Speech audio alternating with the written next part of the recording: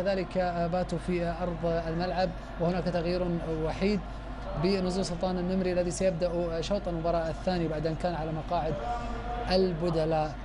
تحية المحبة متبادلة، وبانتظار كذلك أن يعزف النشيد الملكي الخاص بالمملكة العربية السعودية في هذه اللحظات.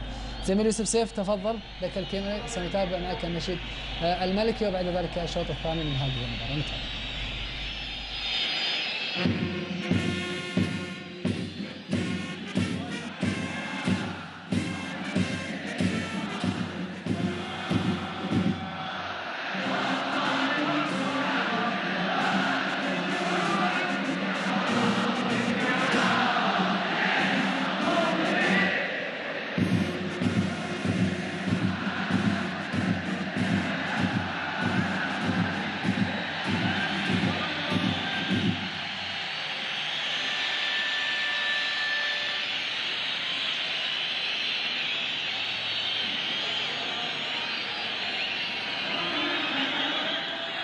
إذا عزف أيضا النشيد الملكي السعودي هنا في ملعب المباراة. انتقل الآن للزميل يوسف سيف وكذلك للزميل عصام الشوالي لنتابع معهما الشوط الثاني من هذه المباراة التي